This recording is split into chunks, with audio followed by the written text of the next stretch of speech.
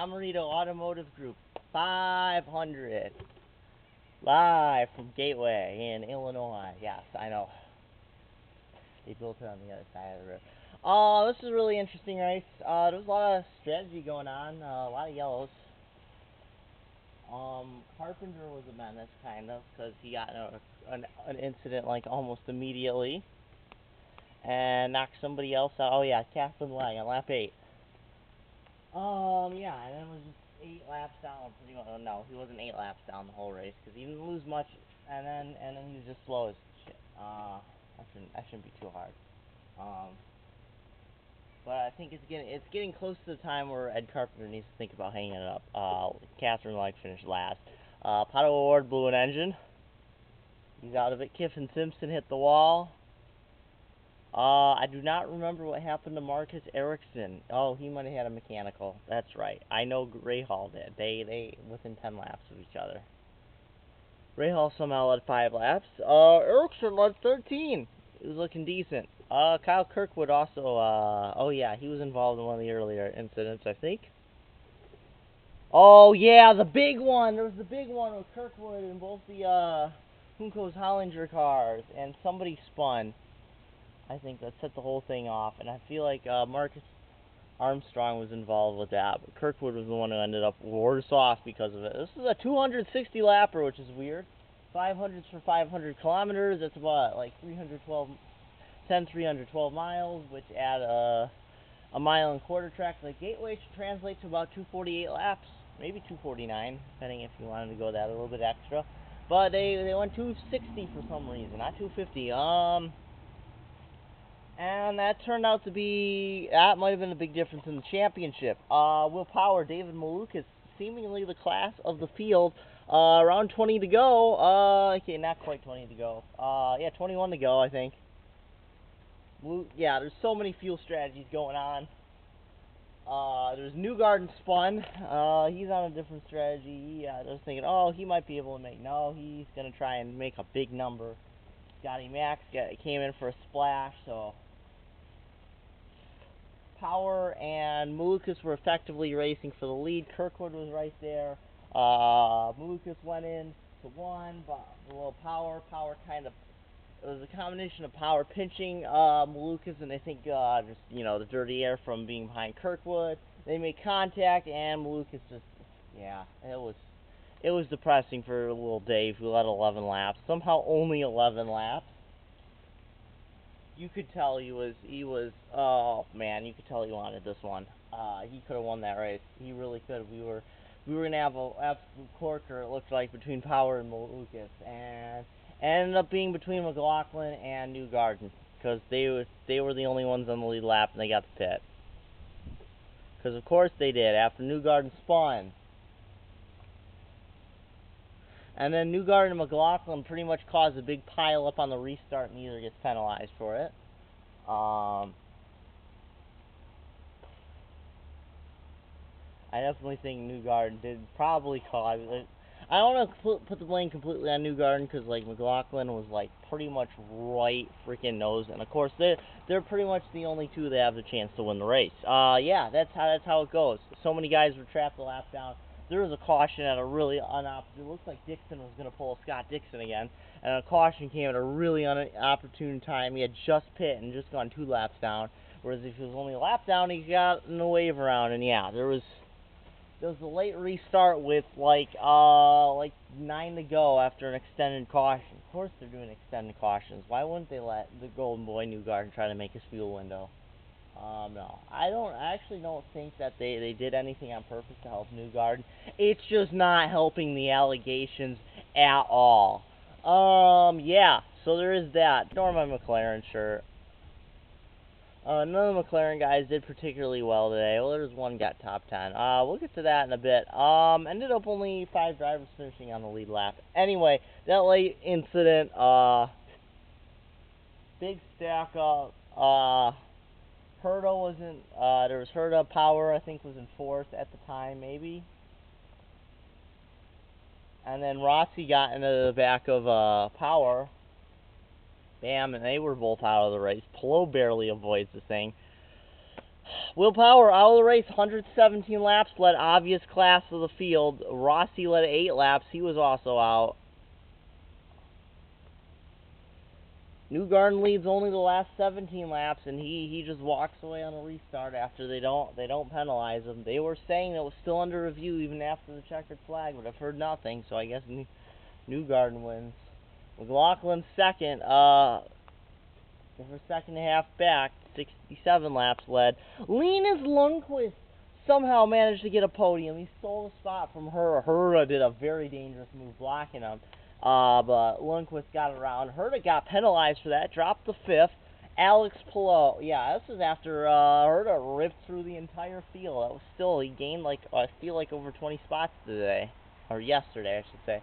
Palou did a great job. He was originally going to start like 7th-ish, and then he got the nine spot grid spot for grid penalty for changing engines. So he had to start like 16th, and he worked his way up to 4th. Yeah, with Power out, it looked like Power at one point. It was looking like he was going to close to within 20 of Palou, and now, this is a weird point. Battle. We will get to that when we get to that. Felix Rosenqvist, first guy a lap down of 5 guys that were 1 lap down. Nolan Siegel at 8 laps, finished 7th. Did I mention Lundqvist led a lap? Marcus Armstrong, who I felt like was kind of involved in that big accident, the first big accident, not the second, the one with the major implication. He was a Stingray led 8 laps, was 9th. Rena's VK 10th. Oh man, if only Malukas didn't end up in the wall. I thought we were gonna have an abs. That was an absolute what could have been. Dixon 11th, 2 laps down. Led 5 laps. Santino Ferrucci was 12th. Connor Daly in the 78 for Juncos Hollinger Racing, 13th. I need to check how the leader circles points are, but that's going to help him. And yeah, Connor Daly's in the car for the rest of the season from Augustine Canapino, who he left. Which means we can finally retire the death threats joke. Maybe after Connor Daly receives death threats for taking Augie Canapino's ride. Oh, God, I hate that I said Augie Canapino. Pietro Fittipaldi 4th. Christian Lundgaard 15th, not 4th, he was 14th. Lundgaard 15th, 3 laps down along with Grosjean, who was 3 laps down in 16th. Carpenter managed to finish this race 8 laps down with 17th. Power listed as running somehow. He's listed as the same laps as Rossi, who were staying lap. He didn't finish. Harvey was involved in that accident too. I forgot about that. 2:49. Finished 20th behind Rossi and Power Rossi. Malukas 21st. Kirkwood 22nd. Then Rahal, Erickson, Kiffin Simpson, Pato O'Ward, and Catleg. Yeah, Catleg's in the 51 this week. I don't know if she's going to be in the car for Gateway. Not Gateway. Portland might be someone else. I wouldn't be surprised if Leg's in for the rest of the ovals, though. Championship standings. Okay, so here we go. Alex Palou, 443 points. Still the only one. He could have missed this race and still been the points leader. By like 27 points. Second place, 50 over a whole race back at this point, Colton Herta. Yes, Colton Herta. If something happens to Palou at Portland, Colton Herta has a chance to win this. I think it's got to be at Portland now. Portland is probably his strongest track. You've never raced Milwaukee or Nashville before, but he won at Portland. That's where he clinched the title last year. Dixon is 3rd. He's 65 points back. Power is 4th, 66 points back. So this really hurt him. McLaughlin, 73 points back. Pato O'Ward, 6th in points, 98 back. Kyle Kirkwood, over 2 full races back. I don't see him winning the title. He's 121 back. Even with the win, Joseph Newgarden still 126 points back. He'd have to make up 40 points in Palou in the ovals. And then still that wouldn't be it. He'd still have to find like 6 points at Portland. I mean, even if you make it look more palatable, he need about 32 points every race, and you get 54 from winning and lead the most laps. So that's 22. Palou can eliminate. So like, he just needs like 2 7s and 2 8s, and that should be enough to prevent Newgarden from winning the title. Palou could do that in his sleep. Alexander Rossi still mathematically eligible, 9s and points, 166 back, just barely. Ferrucci and Rosenquist tied for 10th, 194 back. I think it's 54. It might be. I'm pretty sure it's 54. Which means if you even have a mathematical shot at tying Palou, you'd have to be within 198. Christian Lundgaard is 199 back in 12th. He has been eliminated from the championship, so is everybody else. Marcus Ericsson 13th, Marcus Armstrong 14th, Rinus VeeKay 15th. It's 214, 216, 222 back. That's VeeKay's got 221 points, so he's just 1 point. He's 1 point closer to me in points than he is to Palou, and he's 15th. So, that's actually not too bad when it's 15th, because you consider it's 27 car grid, so that's actually really interesting. Because that's still saying more than half. More than half of the guys. Romain Grosjean, 16th.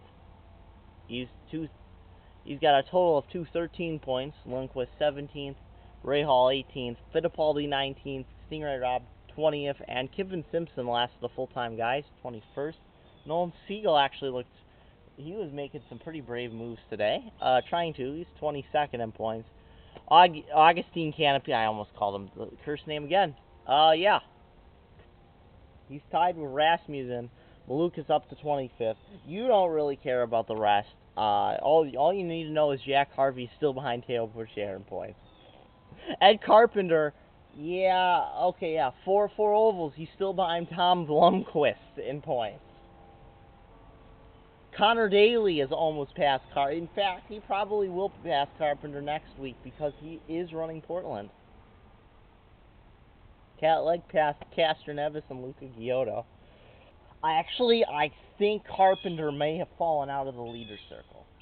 Because going in the Gateway, the 20 car had 123, the 41 had 121, the 78 had 116 points. Harvey's not going to get in the leader circle. After a rough result like that this week for the Coin 51, I don't see it. They're going to need some luck. But I think Carpenter is now the non-coin car on the outside looking in for leader circle. There is a charter proposal. So yeah, it may be the Carpenter. Would it be like, no, I think there'd be 25 cars getting charters. So it'd be everybody, I think, but the 4 and 11. They'd only do 3 charters. And then there'd be the 2 open spots, and unless somebody enters more cars, it'd just be the Prima cars, because they're going to try to cap the field at 27 for all races, not the 500. And I don't know how I feel about, for some races, absolutely. Like, a lot of these street courses, you're already pushing the limits. Even some of the small, it depends. There's some tracks I think you can get away with, maybe for safety reasons, but pit road-wise, you can definitely, if you were to go back to Michigan, that's a pretty big pit road. I imagine you could at least fit 30 cars there. I mean, it can't be too bad. You always cram 33 in the Indy, and you know they crammed 43 in their Cup cars in the past. So a lot of these tracks, you would think they'd be able to. A track like Gateway, Gateway I think might have been 4. It's hard to tell, but like, I'm fine with capping it, especially at a lot of these road courses, especially street courses. 27 is a lot for a street course. Yeah, but yeah, if they bring back other 500 milers, I don't think there should be a cap there.